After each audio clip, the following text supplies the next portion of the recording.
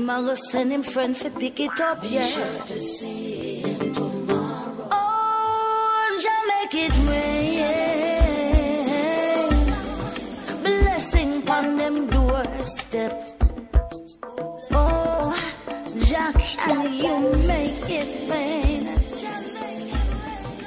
Blessing on them house. So welcome to rockthebox.net. Thank you so much. Thanks for having me. My pleasure. I've been hearing there's so much about us how we do it, and then the follow-up is us how it go. Author extraordinaire. Yeah, so tell me what you've been hearing about it. Well, I've been hearing it's a must read, and I hear say, boy, you can't read it in public because you'll embarrass yourself.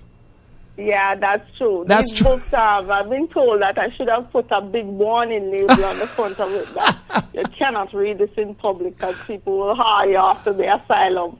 My apologies to the readers for that.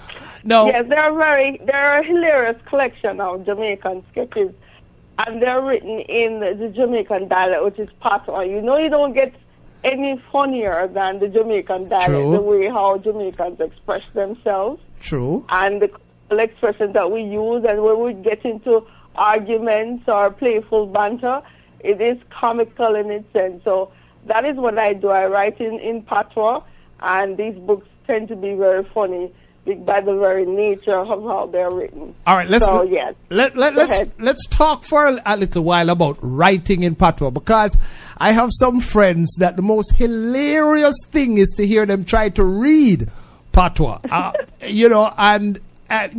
So how difficult or how easy was it to write in patois? Well, I have a drama background, so I did speech and drama as a child.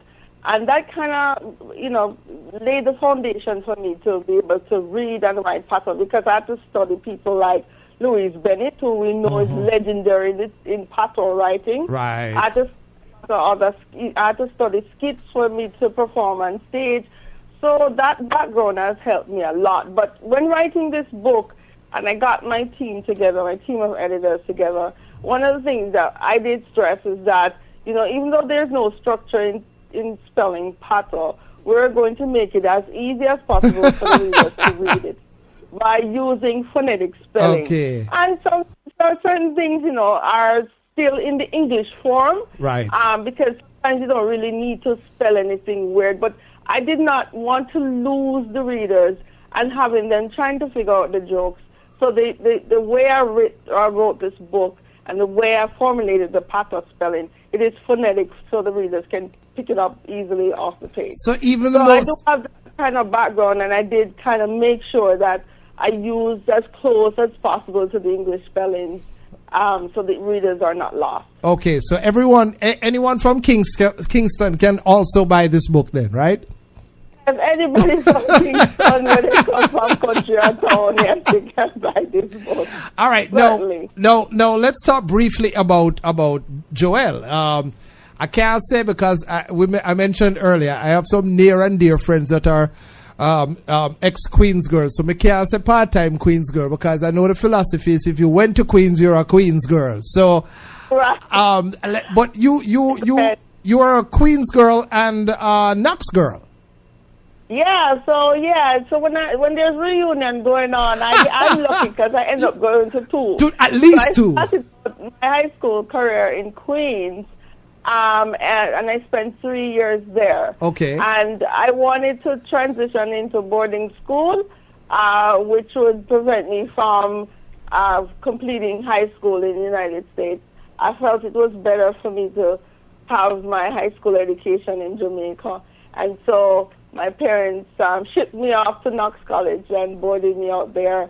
So I'm both a Queens girl at heart and a Knoxite as a graduate. So I'm very proud of both schools. Okay. Both taught me a lot. Well, kudos to you, because most of us go to boarding school because it's the last option before you get shipped off of the country. So the fact that you wanted to go, kudos to you, all right?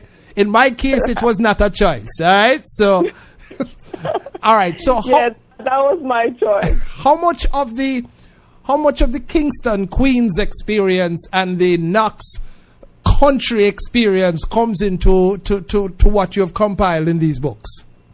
And that's a very good question, you know, because all the stories are set in Jamaica. And I reside now in the United States, so I fall back on my exposure to both Kingston and both the Clarendon era when I set the stories. So if I'm able to, for example, I write a GPS navigation series in the book, and if I'm doing some plotting out a route in Clarendon, for example, because I'm familiar with the area, it's easier for me to write. And also there are some colloquial expressions that are different in Kingston than it is in, say, the country and rural part. Give me an example. Give me an example. For example, in the country, people say, "Where you bang bang bede?" or "What are so?" You will not hear a Kingstoner say, "What are so?" Yeah, right? Or bang bang. Bang bang. Yeah, you're right. You know, so yeah, there's different expressions that are used in the rural areas than there is in Kingston. And so I get to use a mix of them in the stories. All right. Now, I have to ask you this, only because I need as much ammunition as I can get. Even if you have to make one up now, give me a short one about a Queens related story, so I can use it against all my Queens friends down here. Man.